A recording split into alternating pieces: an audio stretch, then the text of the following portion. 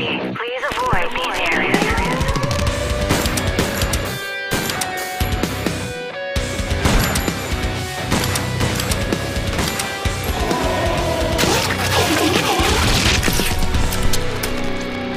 Salut tout le monde, salut Emeric. Salut Moguri. Et bienvenue dans ce nouveau numéro de Classé 18+, qui va être un petit peu long, on vous le cache pas. En tout cas plus long que la dernière fois. Ouais, mais justement, parce que ça a mal parlé. Ça a mal parlé, ça a dit c'est quoi ces numéros de Classé 18+, super court depuis que Mehdi est pas là, parce qu'il est malade, mais ça va, mais il est malade, mais ça va.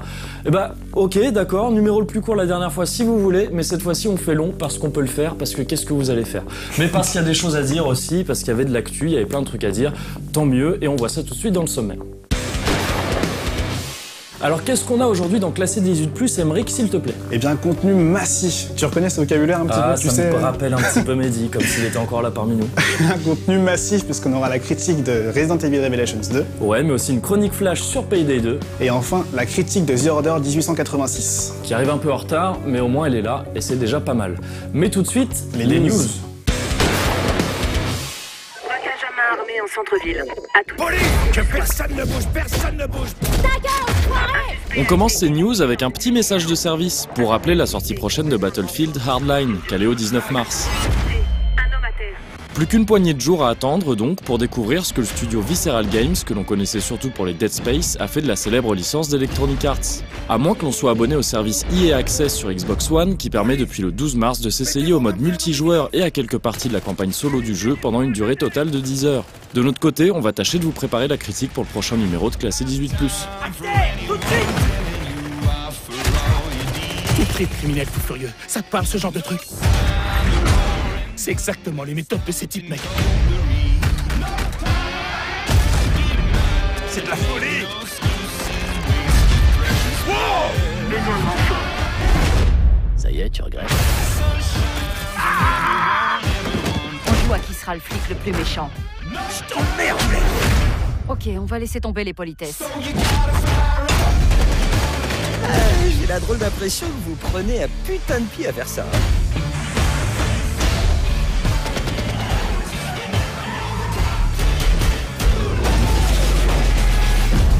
Une équipe de 3 hommes entrera par ici, une autre là. Les snipers, ici et ici. Bien, j'ai l'impression que Stoddard a pris les choses en main. Je m'en fous.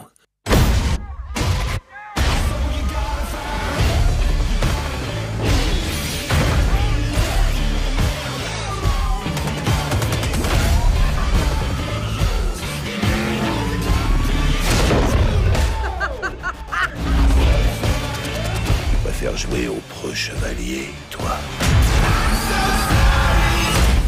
Tu te berces d'illusions, fiston.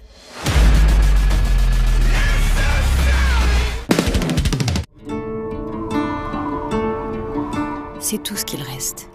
Très discret depuis des mois, au point où l'on pouvait se demander s'il était toujours en développement, le jeu Mad Max d'Avalanche Studio s'est rappelé à notre souvenir en annonçant une date de sortie, calée pour le moment au 4 septembre prochain.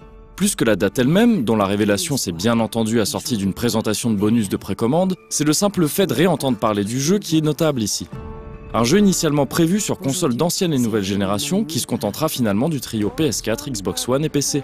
Un changement assez important dont on espère qu'il est signe d'une meilleure utilisation des consoles actuelles plus que d'un développement chaotique. On devra en apprendre plus sur Mad Max assez rapidement maintenant qu'il a été daté. Autrefois, on nous disait qu'il fallait un héros pour changer le cours des choses. Mais ce héros n'est jamais venu. À la place, il est arrivé cet homme connu sous le nom de Max.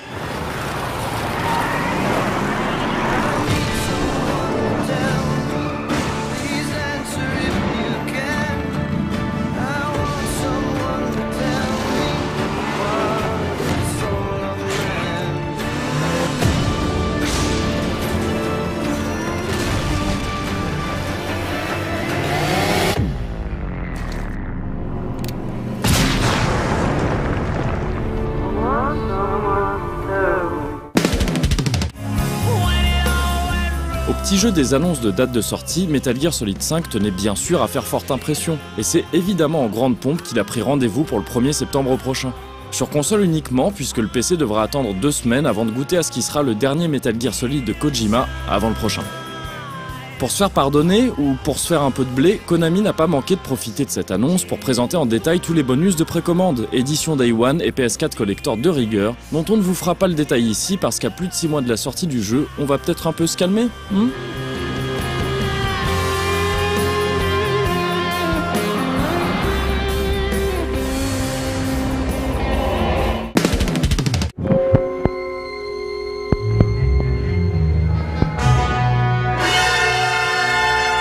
Bethesda et Machine Games fêteront le premier anniversaire de Wolfenstein The New Order en lui offrant une extension indépendante. Intitulée Wolfenstein The Old Blood et révélée à l'occasion de la dernière PAX East, elle prendra place avant les événements narrés dans l'épisode original et nous proposera de tuer un maximum de nazis dans une campagne divisée en 2 histoires distinctes. Dans une ambiance de film de série B totalement assumée, on pourra ainsi visiter le château de Wolfenstein, puis la ville de Wolfburg à partir du 5 mai prochain sur PC, PS4 et Xbox One uniquement. Comme pour The New Order l'année dernière, précommander The Old Blood est censé donner accès à la bêta fermée du prochain Doom. Super, c'est sympa. Mais maintenant, si on pouvait cette fois-ci en voir la couleur, ça serait pas mal.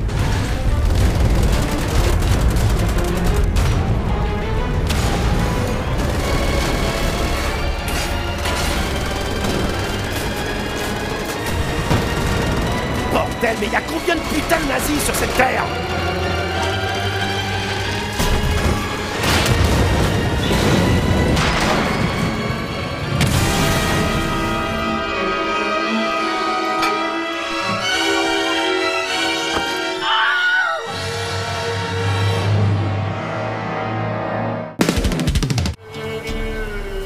Et on va conclure ces news sur une nouvelle vidéo de The Witcher 3, elle aussi révélée à l'occasion de la PAX de Boston.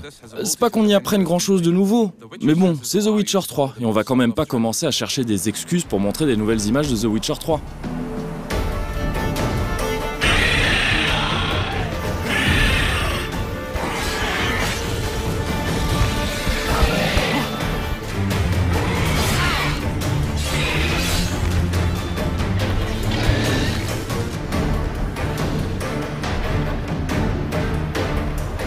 Fortunately, you have many skills and expert moves up your sleeve.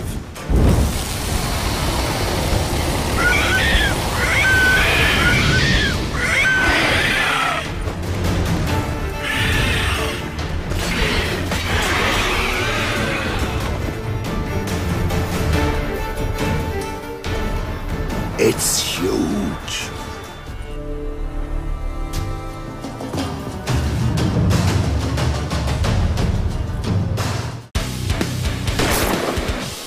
Voilà donc pas mal de news cette fois-ci parce qu'il y a eu la GDC et la PAX récemment. C'est 2 conférences qui ont lieu aux États-Unis, respectivement à San Francisco pour la GDC et à Boston pour la PAX. Voilà, donc c'est des conférences qui sont pas les plus grosses du jeu vidéo, comparé surtout à un E3 ou ce genre de trucs, mais qui apportent quand même leur lot d'annonces, le trailer d'actu. Nous on est contents. Nous on est contents. Que ce soit dans 100% ou dans le classé 19+. Voilà, c'est ça, on est contents. À la base, la GDC, tu vois, c'était plutôt réservé aux développeurs, vraiment. C'était destiné à ce que les développeurs se rencontrent, etc. Et il y avait un petit côté quand même un peu plus indé parmi les news qui filtraient. Seulement depuis quelques temps, les gros s'invitent aussi et en profitent pour faire quelques petites annonces. Donc comme tu dis, on en profite, c'est très bien, ça fait plaisir. Maintenant, on va passer à la critique donc de Resident Evil Revelations 2. Alors c'est toi qui t'en occupes, c'est moi qui m'en suis occupé, exactement. Seulement, la magie de la télé fait qu'à l'heure où on tourne ces plateaux, tu n'as pas encore écrit la critique. C'est-à-dire que tu as bien joué au jeu. J'ai beaucoup joué, justement pour ça. C'est justement pour ça, j'ai bien joué au jeu et donc dès qu'on a fini les plateaux, je file faire ma critique. Mais je sais déjà ce que je vais dire. C'est un petit peu en retard, il faut s'y mettre. Non mais ça va. Voilà, donc en gros, tu vas nous expliquer, j'imagine dans la critique, ce que ça donne si ce format épisodique adapté à la suite de Revelations 1 que tu avais bien aimé, toi, si je me gourre pas. Je fais partie des gens qui ont bien aimé effectivement Revelations 1. Ok, donc on va voir comment ils ont utilisé ce format épisodique, est-ce qu'il était justifié ou pas, comment ils utilisent ce principe de duo qui alterne selon les épisodes, le mode raid aussi qui moi m'avait pas mal séduit. Moi un petit peu moins. J'ai tenté le jeu, mais ce petit côté Diablo. C'est moi il m'en faut peu, ce petit côté hack and slash, moi je suis content, tu me mets du loot aléatoire, ça me suffit. Donc j'espère ne pas mentir en disant qu'on va voir tout ça dans la critique qui arrive tout de suite. C'est à toi de faire en sorte que je ne mente pas, s'il te plaît. C'est vrai, t'inquiète.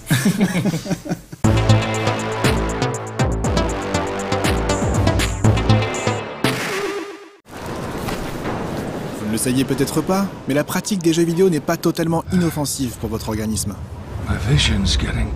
Bon, je ne parle pas de l'embonpoint ni de la peau grasse due à une trop grande consommation de chips et de malbouffe, mais d'un problème bien plus grave, d'un syndrome plus précisément. Et comme la science ne lui a pas encore donné de nom, je vais, par pur opportunisme, en profiter pour l'appeler le syndrome Ramanak. Le syndrome Ramanak, donc, touche de plus en plus de joueurs et se manifeste par une préconnaissance des prochaines phases de jeu. En gros, c'est le fait de savoir à l'avance s'il y aura des munitions, une énigme ou un boss dans la salle suivante. Ça a l'air peut-être cool dit comme ça, mais en pratique, ce syndrome tue tout sentiment d'immersion et de surprise. Il a d'ailleurs tué quasi intégralement tout mon plaisir de jouer à Resident Evil 6 lors de sa sortie. Trop bourrin, trop brouillon et surtout trop largement prévisible, RE6 avait tous les défauts récurrents d'un TPS moderne, sans avoir, en contrepartie, les qualités d'un bon Resident Evil. À côté de lui, sur une plateforme où l'on ne s'attendait pas à voir débarquer un Survival Horror, il y avait Revelations, un épisode bien plus sobre que Capcom présentait comme un spin-off. Sauf qu'en réalité, Revelations était plutôt un retour aux sources. Un retour vers l'horreur et la survie. Un retour vers les bases de la licence en somme. Mais Revelations, c'était aussi un scénario structuré à la manière d'une série télé, avec des Previously au début de chaque chapitre. L'idée, plutôt en vogue en ce moment, est aujourd'hui reprise par Capcom, qui a fait de cette suite un jeu découpé en 4 épisodes hebdomadaires. Voici leur histoire.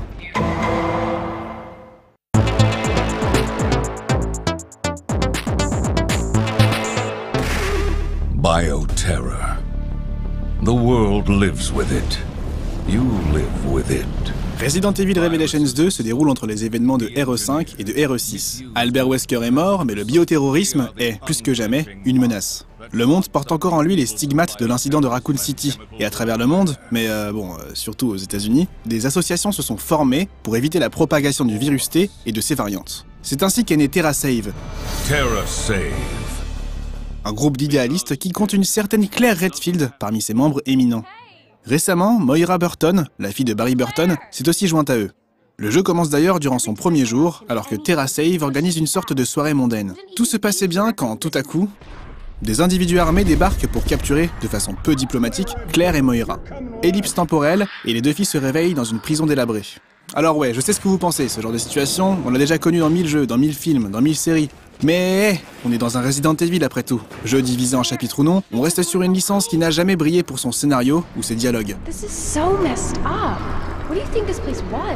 Bref, Claire et Moira sont perdues sur une île déserte, évidemment infestée de zombies. Et c'est en interceptant le signal de détresse de sa fille que Barry se décide à partir courageusement à sa recherche. À son arrivée sur l'île, Barry fait la connaissance de Natalia, une petite fille dotée de pouvoirs surnaturels qu'il décide de prendre sous son aile.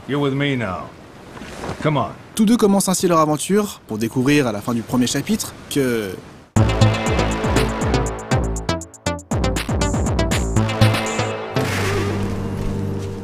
Chaque épisode est divisé en deux parties. Une première avec Claire et Moira, et une deuxième avec Barry et Natalia. Ce n'est pas la première fois qu'un Resident Evil fonctionne avec un système de tandem. La différence, ici, c'est que les personnages que l'on contrôle ne disposent pas des mêmes capacités. Si Claire, qui est capable d'utiliser à peu près n'importe quelle arme, est chargée de faire des dégâts, Moira, qui ne dispose que d'une lampe torche et d'un pied de biche, a plutôt un rôle de support. Elle peut en effet aider Claire à combattre, en attirant les ennemis, en les aveuglant ou en les achevant à l'arme blanche. Pour Barry et Natalia, c'est légèrement différent. Le premier fonctionne à peu près de la même manière que Claire, mais la deuxième a un gameplay assez particulier. Peut, grâce à son don de perception, sentir la présence des ennemis, et donc indiquer à Barry la présence et la position d'un danger. Un pouvoir plutôt utile pour économiser des balles en évitant les confrontations directes. Il est ainsi possible d'exploiter la complémentarité des deux personnages en switchant de l'un à l'autre lorsque l'on joue en solo, ou mieux, en faisant la campagne principale en coop local. Enfin, ça, c'est quand la plateforme sur laquelle on joue le permet. A noter que le fameux scanner du premier Revelations a totalement disparu. Pour rappel, il s'agissait d'une fonction d'analyse semblable à celle de Metroid Prime, mais en plus foireux. En beaucoup plus foireux. Désormais, pour débusquer herbes, munitions et autres collectibles cachés, il faudra fouiller les décors avec le personnage de support. Ça marche bien mieux et ça ne vient pas casser inutilement le rythme des combats. Ce qui peut gêner en revanche, c'est le fonctionnement de l'inventaire. Chaque héros dispose en effet du sien. Natalia peut alors récupérer des objets qui ne lui sont d'aucune utilité. C'est utile pour éviter à Barry de s'encombrer lors des phases d'exploration, mais ça l'est moins en combat, quand il faut, tout en bougeant, ouvrir le menu, sélectionner l'objet désiré, puis l'échanger avec le binôme. Il arrive parfois que le personnage joué par l'IA prenne une décision tout seul en nous soignant ou en nous venant en aide au moment opportun. Dommage, ce dernier se montre généralement assez passif et inutile quand il ne donne pas gratuitement son corps à l'ennemi en restant planté dans un couloir infesté de zombies. Mais même s'il ne fonctionne pas de manière optimale lorsqu'on joue en solo, ce principe de coop asymétrique reste intéressant et plutôt bien utilisé dans le jeu. On a, grâce aux deux tandems, deux approches différentes du survival horror. Une assez classique avec Claire et Moira, et une autre plus orientée discrétion et puzzle avec le duo Natalia-Barry. Dans les deux cas, l'action ne sera pas toujours au cœur du jeu. Certes, elle revient régulièrement, histoire de justifier la présence d'une foule d'armes et d'un système d'amélioration de l'équipement, celui-ci est d'ailleurs calqué sur le modèle du premier Revelations, mais elle n'est pas oppressante, ce qui permet à ce Resident Evil de réussir à instaurer une ambiance. On ne parle pas non plus d'horreur absolue, on est au mieux dans un état de peur ponctuelle. Mais les couloirs angoissants et les bruits de fond étranges peuvent faire leur effet, en tout cas lors des premières heures, quand on ne dispose que d'un couteau et de quelques balles. Le problème, c'est que ce sentiment d'oppression disparaît à mesure que l'on comprend les ficelles du jeu. Les phases d'exploration, d'action et d'énigmes sont en effet découpées de manière bien trop évidente. On sait à l'avance à quel moment on est en sécurité, et on sait à l'avance si l'on va devoir affronter du mort-vivant ou non. Et c'est malheureusement un problème, un syndrome qui semble de plus en plus récurrent dans les jeux vidéo modernes. You have got to be kidding me.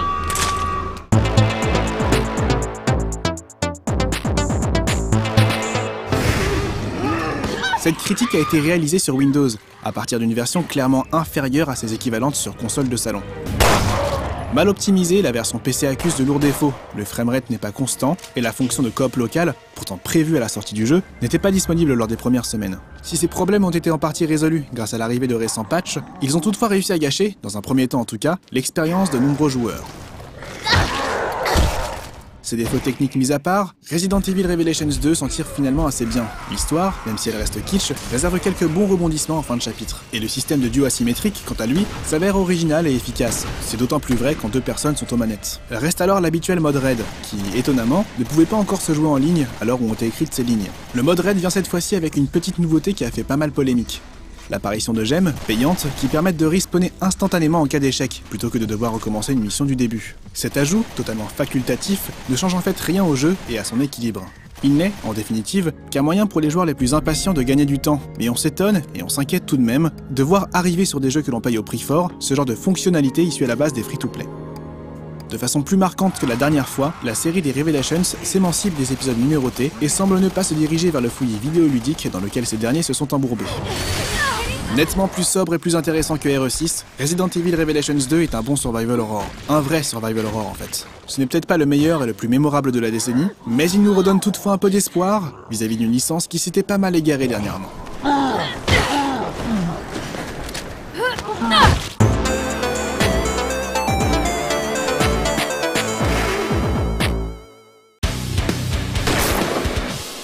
Voilà, donc c'était la critique de Resident Evil Revelations 2 que vous venez de voir, mais que moi-même j'ai hâte de lire. C'est un peu fou ce qui se passe au niveau du continuum espace-temps, que t'as pas encore écrit, c'est fou. Par contre, t'as pas encore écrit la critique, mais t'y as déjà beaucoup joué, on en a déjà parlé. Ouais. Et il y a un truc qui t'a un peu dérangé, si je me gourre pas, et qui concerne la version PC. La version PC. Alors, donc moi j'ai joué à la version PC, et je suis assez vénère en fait, parce qu'il y a... Le mec est vénère. Bah ouais, je suis vénère, parce que c'est peut-être pas forcément la bonne version, la meilleure version à cette heure-ci. En tout cas on fait le plateau. Ne dis pas au jour d'aujourd'hui tant que tu dis pas ça, c'est bon. Non, je l'ai pas dit. J'ai failli, hein. Je l'ai pas fait. C'est bien. Parce qu'il y a des fonctionnalités qui sont pas présentes sur la version PC et qui sont sur la version console. Et je parle donc de la coop locale en tout cas. Alors sachant que moi donc j'ai joué au jeu avec des potes, donc en tout cas c'est ce que je voulais faire. Je me suis un peu spoilé tout seul, tu vois. Donc on était installés tous avec tout le matos qu'il fallait, donc les manettes de Xbox et tout ça. Et on voulait faire la coop, la campagne en coop, et ben impossible de le faire. Impossible de le faire parce que c'était pas disponible au moment où on a voulu tester. Donc alors que c'était annoncé sur Steam de au moins 2 épisodes du jeu, si je me trompe pas, et que c'était annoncé, c'est un élément qui était censé être important dans le jeu, la coop, parce qu'on t'amène des duos de personnages, tout ça. Le jeu est construit pour être joué à 2. Voilà, c'est ça. Et donc là, tu te retrouves donc avec une IA qui est pas forcément la plus intelligente du monde. Bon, on te laisse la possibilité de switcher d'un personnage à l'autre. En fait, c'est comme les précédents Resident Evil. Mais ça marche pas aussi bien, évidemment, qu'avoir deux humains, puisque t'as des sortes de combos à faire, t'en mets un à terre et l'autre l'achève. Effectivement. Tu peux le faire tout seul, mais c'est vraiment galère. Parce qu'il faut que donc tu le mettes à terre, tu switches, t'avances, tu te mets pour faire l'action en question. Et c'est pas forcément. Faut être doué aux jeux vidéo. C'est vrai que c'est compliqué. Je le suis, c'est pas le problème. Mais mais de toute façon, quoi qu'il en soit, c'est vrai que c'est un peu rageant de voir ces versions. C'est souvent les versions PC. c'est ça qui est aussi un peu chiant. C'est aussi étonnant. C'est pas la priorité. Le local, la coop locale sur PC, le multi-local, c'est pas la priorité. Dans ce cas-là, tu l'annonces pas sur Steam avant que le jeu sorte. Oui, c'est sûr, c'est un peu dommage. Alors, faut savoir aussi que même là, déjà ou enfin, selon le point de vue, à l'heure où on parle, en fait, ça a commencé à être implémenté. Ça a commencé à être implémenté, mais une version bêta. En fait, ils sont tellement pris. Comment dire, j'essaie de trouver une expression journalistique, un retour de bâton. Retour de flamme, ça marche pas mal. Oui, retour de flamme, c'était retour de flamme que je cherchais. Et donc pas mal de gens qui étaient mécontents, et ils avaient raison d'être mécontents. Et donc Capcom qui nous dit, oui, bah écoutez, on a entendu, on va faire une bêta ouverte avec la coop locale. La coop locale. Mais elle risque de foirer parce que c'est une bêta, mais on va la donner.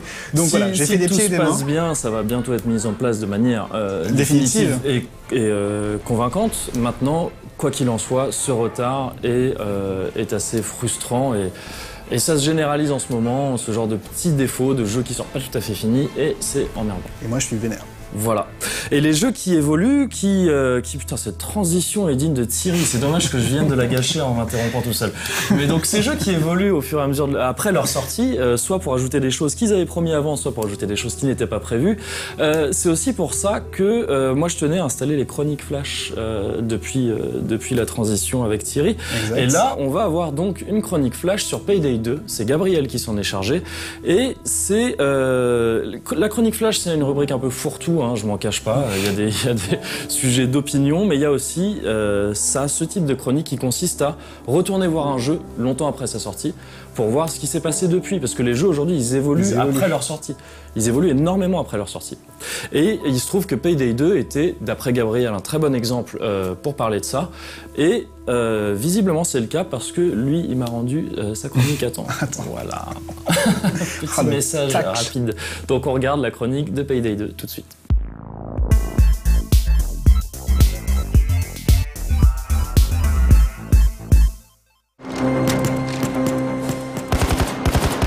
Nous vous avions déjà parlé de Payday 2 lors de sa sortie il y a 1 an et demi. Pour ceux qui ne s'en souviennent pas, c'est un FPS coopératif où 4 joueurs goûtent aux joies du grand banditisme en braquant des banques, des fourgons, des bijouteries, mais également en s'infiltrant dans les locaux du FBI ou en livrant une cargaison de cocaïne à bon port. Malgré quelques défauts comme beaucoup de bugs à la sortie et certaines missions se répétant un peu trop, Payday 2 nous avait impressionnés par l'équilibrage de son gameplay, ses braquages parfaitement rythmés ainsi que son ambiance nous renvoyant directement au film de gangsters. Et en 1 an et demi, ainsi que beaucoup de mises à jour et de DLC, Overkill, le studio à l'origine du jeu, a énormément enrichi son titre, tout en le faisant évoluer intelligemment. La jouabilité en elle-même n'a pas foncièrement changé, on est toujours devant une version un poil plus réaliste de Left 4 Dead, assistée d'un système d'arbres de compétences permettant notamment de débloquer des scies circulaires ou de pouvoir se battre quelques secondes après avoir perdu tous ses points de vie.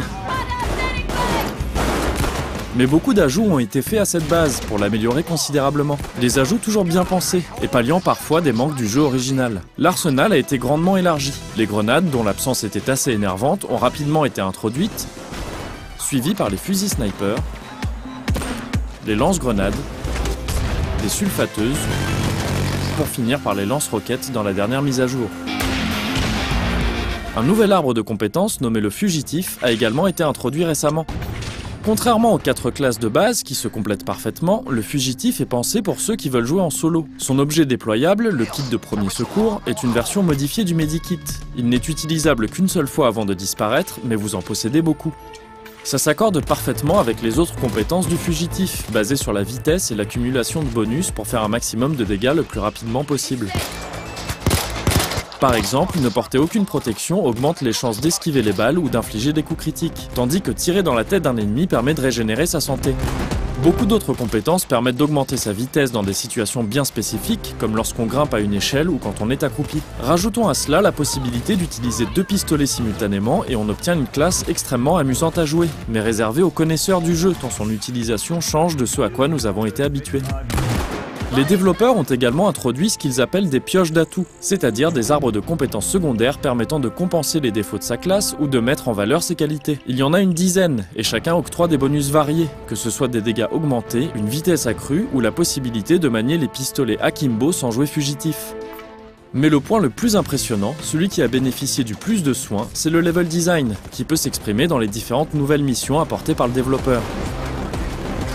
Les premières mises à jour introduisant ces nouvelles missions ont tout d'abord rendu l'infiltration beaucoup plus intéressante à jouer.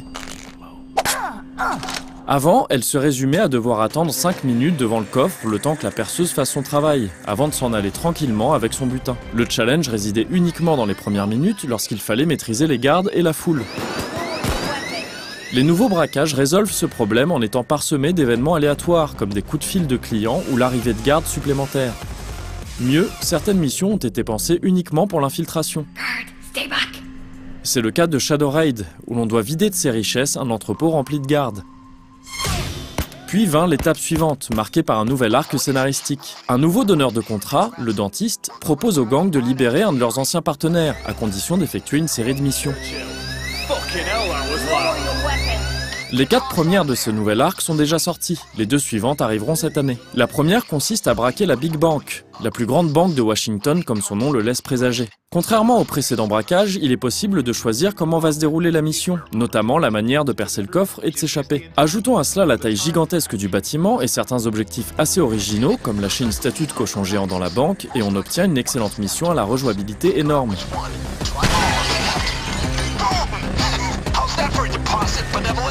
La seconde mission est le fruit d'un partenariat avec Devolver Digital et s'appelle Hotline Miami tout simplement. Et c'est à ce jour la meilleure du jeu. Commençant avec la mise à sac d'un hôtel pour continuer avec un sprint dans un immeuble labyrinthique et se finissant avec la défense d'une zone sous les tirs d'un hélicoptère, Hotline Miami est superbement mise en scène, variée et tout simplement jouissive. Notons également la grande qualité de sa musique, rappelant inévitablement celle du jeu de Denaton Games.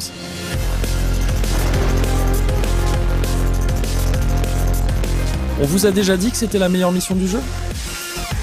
La troisième mission, Hoxton Breakout, est également très réussie. Après avoir fait s'échapper votre ancien partenaire d'un tribunal, vous vous invitez dans le QG du FBI pour fouiller leurs archives, le tout en sortant les sulfateuses, les lance-grenades et les armures intégrales. La deuxième partie de la mission consiste à protéger Hoxton pendant qu'il pirate les archives du FBI. Ça n'aurait pu être que de la bête défense de zone, mais les développeurs se sont surpassés pour que ce soit bien plus que ça. Le piratage d'Hoxton est régulièrement interrompu par des objectifs supplémentaires changeant à chaque partie, que l'on doit accomplir pour pouvoir continuer la mission. On se retrouvera donc à analyser des preuves pour y trouver des traces d'ADN, à fouiller des archives à la main ou encore à chercher un serveur dans de minuscules bureaux, le tout en éliminant des hordes de policiers. Vous l'aurez compris, cette mission est variée, superbement rythmée, intelligemment construite, bref, c'est un régal à jouer.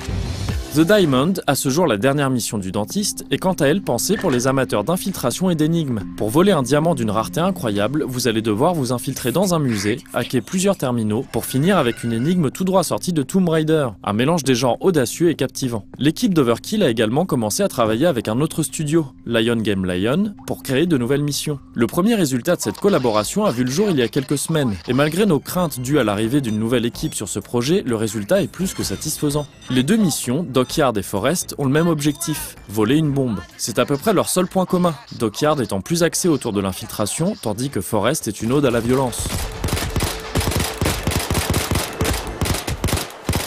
Dans les 2 cas, on se retrouvera à accomplir des objectifs totalement dingues, tels que faire exploser de l'intérieur un train grâce à une pompe à eau, ou bien détourner un bateau pour ensuite le vider de son contenu. C'est peut-être la première fois qu'on entend parler de Lion Game Lion, mais une chose est sûre, ils savent faire des jeux vidéo.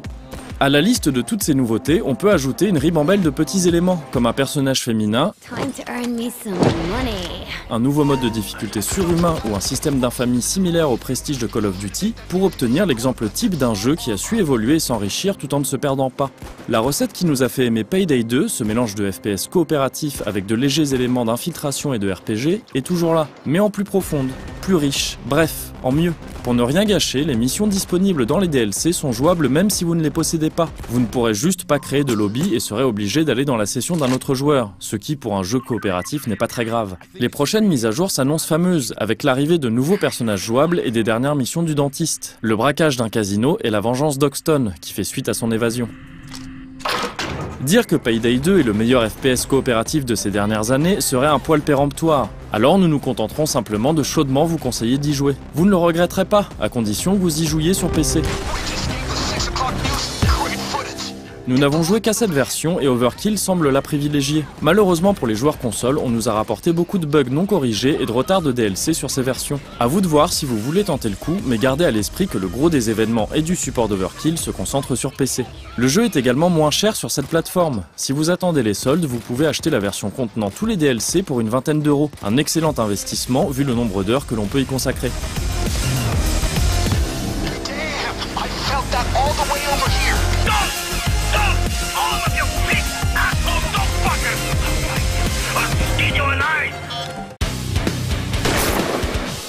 Et donc voilà pour la chronique flash de Payday 2. Maintenant, on va passer à un truc un peu plus compliqué. Oh, j'ai l'impression que t'es énervé. Mais absolument, monsieur Girard de Premier Baiser. Je suis un petit peu énervé à cause de The Order. Et donc la critique qui va suivre est un peu particulière. En fait, c'est une critique complètement à charge. C'est une critique à charge. Moi, il y a des choses qui m'ont énormément dérangé dans ce jeu, mais vraiment énormément dérangé. Et je me suis permis de faire une critique à charge, tout simplement. C'est mon avis à moi qui n'engage que moi. Et je me permets de faire ça parce que en fait, le jeu est sorti depuis 3 semaines.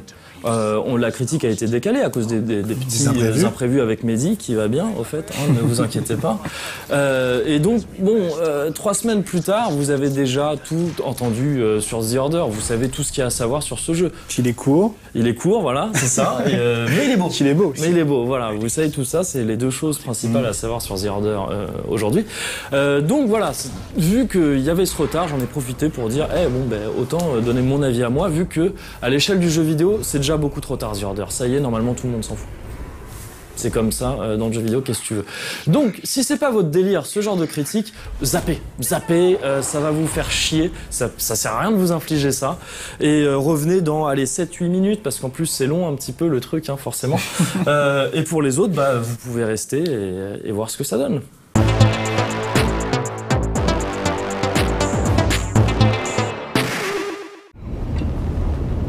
Les nombreux miroirs et autres flaques d'eau que The Order 1886 se plaît à afficher à la moindre occasion ne reflètent que ces somptueux décors. Pas un seul personnage ne vient les habiter, et seuls restent ces superbes appartements, ces rues magnifiques, ou ces aéronefs majestueux, entièrement et désespérément vides.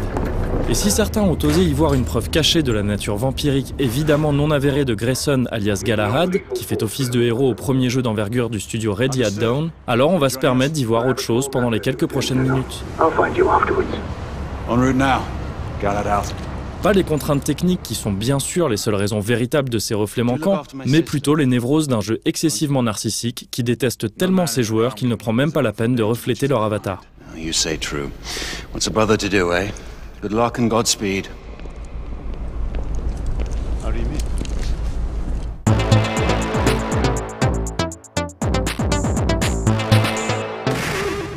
Everything to your liking thus far?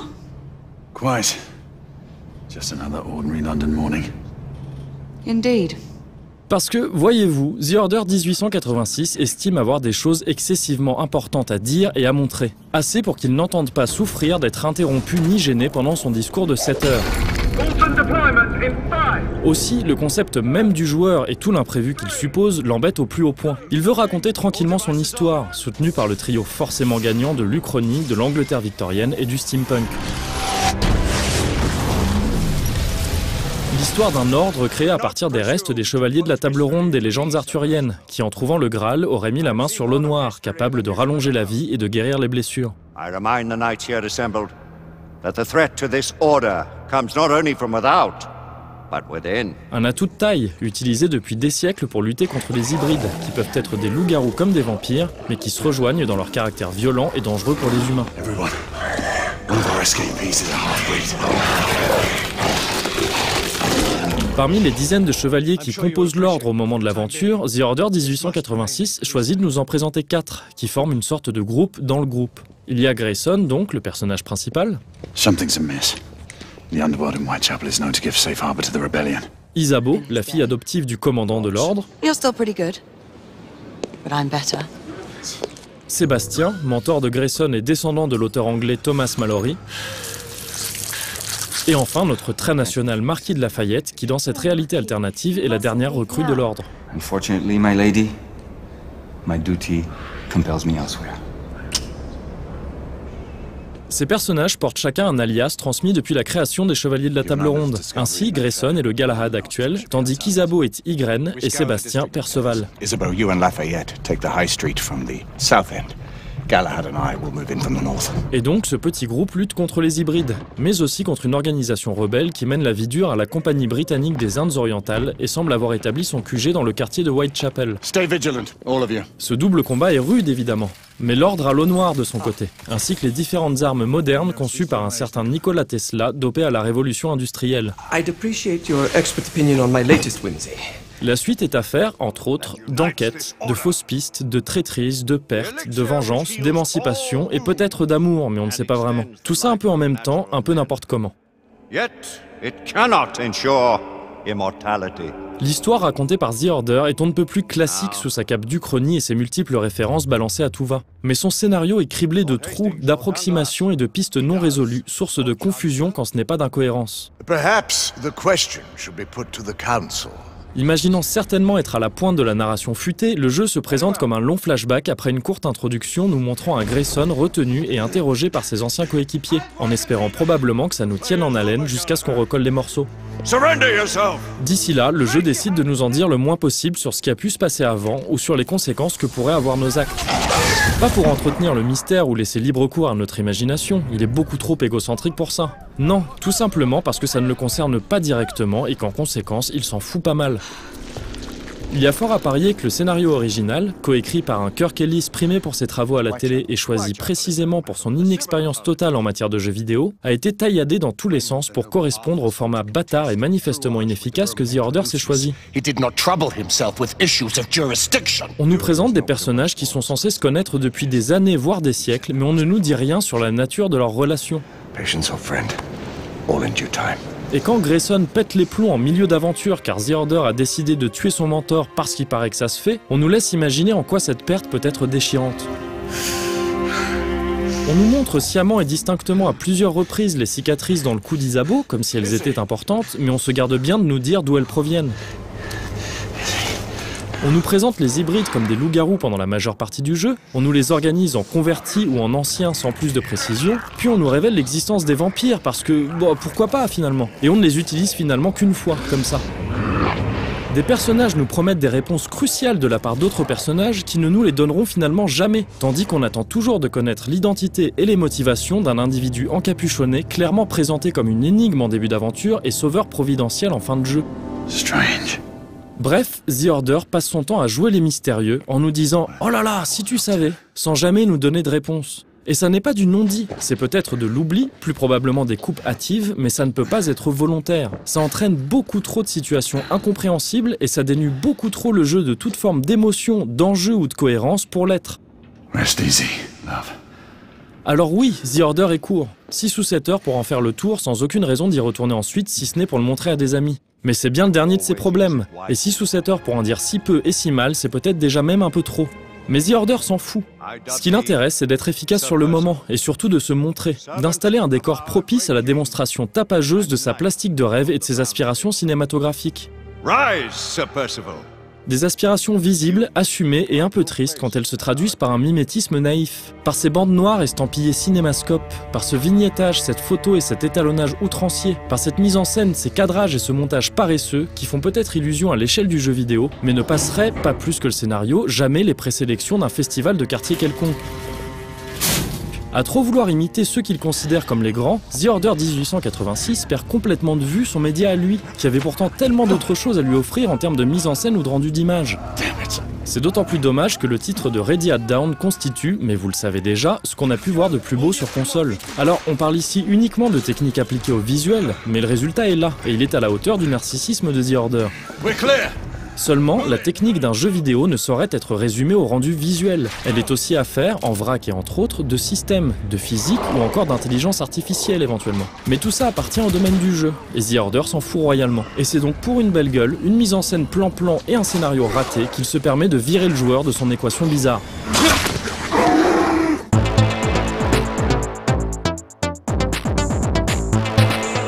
Go! Let's call you bloody bastards! Parce que oui, ils sont bien embêtants, ces joueurs et leur manie de n'en faire qu'à leur tête. Ils sont certainement incompatibles en tous les cas avec les plans de The Order, qui tient particulièrement à raconter son histoire exactement comme il l'entend. C'est-à-dire assez mal donc, mais ça n'a pas l'air de le déranger. Alors il a pris la forme du third-person shooter extrêmement fermé et excessivement scripté, dans laquelle le jeu vidéo qui ne s'assume pas pense avoir trouvé son salut depuis Uncharted. Il se divise donc logiquement en phases d'exploration de couloirs linéaires et de fusillades barricadées, parce qu'il a un cover system, The Order. Un cover system rudimentaire et totalement anecdotique en 2015, en plus d'être souvent erratique, mais c'est à peu près tout ce qu'il a, avec les 2 pseudo-phases d'infiltration, les 4 crochetages de portes et les 3 sabotages électriques qu'il répartit au petit bonheur la chance pour faire bonne figure. Tout ça est bien léger et surtout déjà vu un nombre incalculable de fois, mais ne constitue pas nécessairement un problème. Le problème, en l'occurrence, vient de cette manie qu'a The Order de tout vouloir contrôler tout le temps. Déjà, il ne tient pas particulièrement à ce qu'on échoue. Ça va à l'encontre de son idéal de déroulement fluide. Alors il est facile, blindé de checkpoints qui s'ajoutent à sa 2e chance gratuite rendue possible par l'eau noire, et il ne perd pas de temps en game over. Les scènes d'échecs, à des kilomètres de celles qu'a pu produire un Resident Evil 4, pourtant pas le dernier au petit jeu du dirigisme, se plient en 1 seconde chrono, parfois sans même nous montrer concrètement les conséquences de notre faux pas, et embraye directement sur un retour au dernier point de passage. Comme pour nous dire « Bah t'es con ou quoi? Allez vite, recommence et te plante pas cette fois-ci ». C'est déjà assez agressif dans le principe, mais ça n'étanche pas pour autant la soif de contrôle de The Order. Alors il limite nos mouvements en toutes circonstances. Il nous présente dans son tutoriel un certain nombre d'interactions possibles, dont la plupart sont des QTE, mais ne nous laisse certainement pas en disposer librement ensuite. Bien au contraire, il s'assurera de décider quand on peut courir, quand on peut ouvrir une porte, quand on peut se mettre à couvert, quand on peut dégainer son arme ou tirer avec. À ce stade-là, ce n'est plus du dirigisme, c'est de la dictature. Mais vous comprenez, il ne s'agirait pas, n'est-ce pas, de voir ce Galahad si bien modélisé courir dans ce décor si bien modélisé quand le contexte ne s'y prête pas. Ça ferait tâche, ça paraîtrait aberrant. Alors oui, peut-être. Mais on doit bien scoltiner une architecture et un système aberrant pour les besoins de ce scénario et de ce déroulement si important. On doit bien accepter de ne pas pouvoir lever les bras et sauter pour attraper le rebord d'un muret et grimper dessus, sous prétexte que The Order a décidé de nous forcer à pousser une vieille charrette qui n'avait rien à faire dans le coin pour pouvoir glisser une petite phase interactive inintéressante, ni vue ni connue. On doit bien accepter de faire face à 3 types d'ennemis durant toute l'aventure. L'humain qui tire de loin avec un pistolet ou une mitraillette, l'humain qui vient nous débusquer avec son fusil à pompe, et les meutes de licans qui interviennent 2 fois dans la campagne, en tournant sans cesse autour du même tas de caisses pour nous mettre des petits coups de griffe. On doit bien accepter que ces ennemis soient systématiquement agencés à chaque partie et à chaque essai de la même manière, planqués derrière les mêmes barricades dont ils émergeront périodiquement comme pour reproduire un jeu de tape-taupe géant. On doit bien accepter cette pile immense d'aberrations sous l'unique prétexte que The Order pense avoir des choses trop importantes à dire pour s'encombrer de jeux ou d'imprévus. Alors pourquoi ne peut-on pas ne serait-ce que choisir ou sortir son arme quand on le désire, au risque d'avoir l'air ridicule? Pourquoi ne peut-on pas tenter de riposter quand un garde nous repère lors d'une de ces 2 phases d'infiltration, au risque de devoir affronter ensuite une marée de ses semblables? Par souci de discrétion? Mais alors pourquoi ces phases d'infiltration sont toutes les 2 suivies par des fusillades assez tonitruantes pour alerter la ville voisine?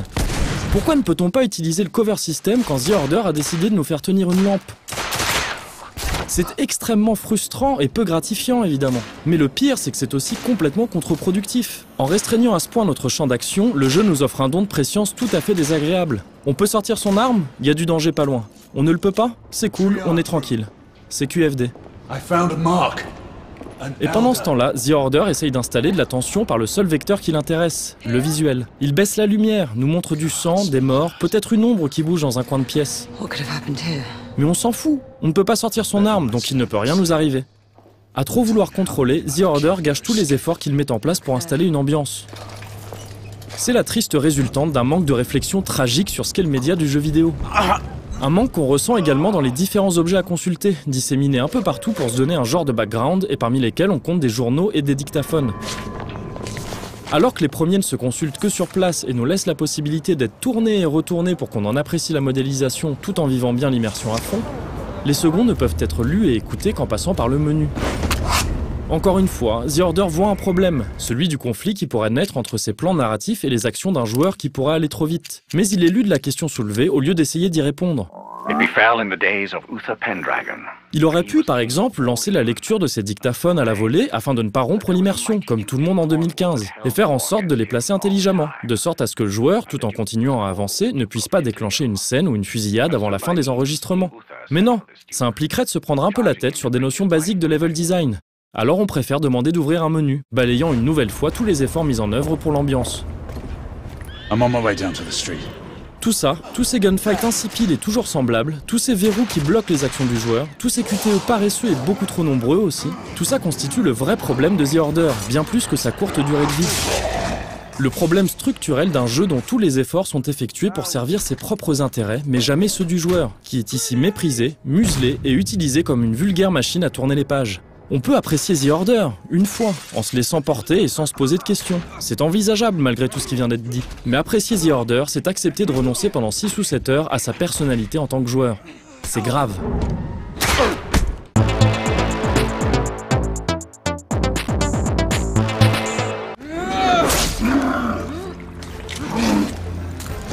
On pourra trouver tous ces propos beaucoup trop virulents pour un titre qui reste finalement un simple produit vitrine de line-up sorti un an trop tard. Un produit dont le but premier est d'être incroyablement beau pour justifier l'achat d'une nouvelle console, quitte à être immédiatement oublié dès qu'un autre prendra sa place. En ce sens, The Order 1886 pourrait être considéré comme le Rise de la PlayStation 4. Seulement, il pousse les exercices du concours de beauté et du cinéma beaucoup trop loin et tombe dans l'égocentrisme pur et simple. Et quand Rise était triste, The Order est irritant, voire même dérangeant. Excessivement attaché à son propos et sa plastique, il n'envisage pas une seconde qu'on puisse interrompre son petit numéro, et prend des mesures drastiques et déraisonnables pour être sûr que ça n'arrive pas. On peut avoir envie de dire ou de montrer des choses précises avec un jeu vidéo, et on peut s'assurer de bien les faire passer, quitte à accepter quelques sacrifices au niveau de l'interaction. Ce n'est pas forcément un problème. En tant que produit d'auteur, même si ces auteurs sont souvent multiples, un jeu vidéo est forcément le reflet parfois aveuglant de la vision de ses créateurs. Mais, et parce qu'il y a jeu dans son nom, il doit impérativement être aussi celui de son joueur, qui doit pouvoir s'exprimer. Aussi, l'équilibre entre le message ou les intentions de l'émetteur et ce que peut mettre le récepteur dans un même objet constitue une question extrêmement importante pour le jeu vidéo. Bien trop occupé à se contempler, The Order n'a évidemment pas le temps de répondre à cette question, ni même, et c'est finalement ça le plus grave, de se la poser. Alors oui, forcément, les miroirs de The Order 1886 ne reflètent rien d'autre que ses jolis décors. Pas parce que son héros est un vampire, mais parce qu'il n'a rien d'autre à montrer que lui-même.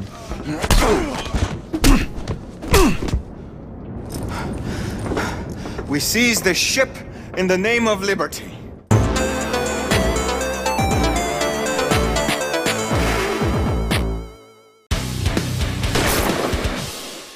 Non mais t'inquiète, ça va bien se passer. Je sais, mais regarde, je suis énervé, ça m'énerve. The Order, il m'énerve. C'est un jeu qui m'énerve, si tu veux. Au-delà de tout ce que j'ai pu dire dans la critique, tout ça, c'est très virulent. J'ai eu des propos très virulents.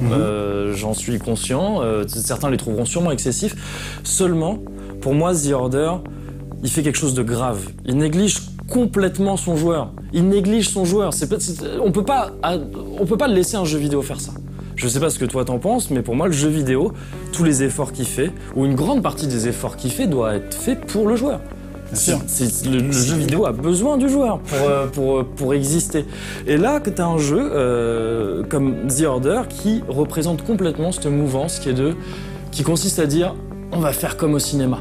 On va faire un jeu vidéo cinématographique. C'était l'argument de vente, de pré-vente en tout cas du jeu, de la part des développeurs et de l'éditeur qui disait c'est le jeu vidéo le plus cinématographique que vous avez jamais vu. Seulement, il prouve que cette formule ne marche pas. Pour moi, elle ne marche pas, on va dans le mur. C'est-à-dire qu'un jeu vidéo, un média qui implique un émetteur et un récepteur, le joueur ne peut pas calquer tout tous les mécanismes d'un média qui n'est qu'émission, comme le jeu, que spectateur, c'est acteur. Ça ne marche pas. Je trouve que The Order le prouve très bien. Je sais pas ce que toi tu penses de cette mouvance de cinéma dans le jeu vidéo. Moi, c'est quelque chose qui m'irrite. Bah, ça dépend aussi dans quelle proportion c'est donné aussi. Il y a des jeux où il y a énormément de cinématiques. Je pense par exemple à Metal Gear Solid. Je pense aussi à, je sais pas, The Walking Dead par exemple. Je sais que c'est pas un jeu qui... De Telltale, tu veux dire. Oui, de Telltale. Ouais, bien sûr, Où il y avait beaucoup de cinématiques, beaucoup de choses qui ont été empruntées. En l'occurrence, pour The Walking Dead, c'est pas forcément le cinéma, mais plus la série. Mais bon, ça reste le même propos pour toi. C'est ce que tu voulais dire. Dans certaines proportions, ça peut être intéressant. Mais c'est vrai que Walking Dead, j'ai plus tendance à ne pas le catégoriser comme un jeu vidéo. Ça veut pas dire que j'ai pas aimé, ça veut pas dire que j'ai pas eu passé un bon moment en y jouant, mais est-ce que c'est vraiment un jeu vidéo ou c'est plus ça tient plus de la série? La question se pose régulièrement pour les Telltale. Est-ce que c'est de la série interactive? Ça tient plus de la série interactive, effectivement. Ouais, bien sûr, c'est vrai. Donc ça dépend de la proportion, mais j'ai entendu beaucoup de mal aussi de The Order. Ouais, mais bon, c'était souvent pour dire qu'il est court, quoi. Qu'il est court, on entend souvent, enfin j'ai entendu régulièrement aussi pour The Order dire bon ben il est court. Le scénario est pas top, les personnages sont pas fous, mais il est beau et il me tarde de voir une suite. Mais si tarde de voir une suite, c'est peut-être que le premier il est pas assez réussi, Coco. Non, je sais pas. C'est encore Coco en 2015. Ouais, Coco en 2015, j'ai décidé, je m'en fous. Ouais, tu vois ça, je comprends pas en fait. Ouais. Et si je suis aussi virulent quelque part envers ce jeu, si ça m'énerve, c'est parce que je trouve ça un petit peu. Le terme va peut-être encore être un peu excessif, mais un petit peu dangereux, parce qu'en fait, The Order, c'est l'exemple type de ces jeux qui marchent, enfin, je veux dire, qui sont très bons clients de la télé et des médias grand public. C'est ces jeux-là qu'on va mettre en avant pour le grand public. Il y a quelques exceptions, comme les GTA, à côté desquels personne ne peut passer, et qui sont de vrais jeux vidéo, qui s'assument en tant que jeux vidéo, même s'ils empruntent beaucoup au cinéma, c'est pas le problème d'emprunter au cinéma. Mais The Order, voilà, il fait partie de ces jeux qui se vendent très bien en plateau télé. Tu vois, de plateau télé, journaux, tout ça, tu vas en entendre parler partout. Et c'est-à-dire que le jeu vidéo ne se fait jamais aussi bien connaître auprès du grand public que quand il ne fait pas du jeu vidéo. Et je trouve ça tragique, je trouve ça dangereux. En fait, je trouve ça dangereux pour le média. Pour la mouvance que ça emmène. Voilà, c'est ça, ça me dérange. Donc désolé, je vous ai saoulé très longtemps avec ça, mais fallait que ça sorte. Fallait que ça sorte, et là, je me sens libéré, ça va beaucoup mieux. J'ai l'impression que le prochain 18+ passera beaucoup mieux dans une ambiance un peu plus détendue. Voilà, peut-être un peu moins de coups de gueule comme ça, un peu moins de zombies aussi. Ça aussi, ça commence à tendance à me saouler. C'est vrai qu'on a beaucoup. Voilà, et peut-être un peu plus de médoc. On sait pas, on va voir. Le teasing, comme dans un jeu épisodique.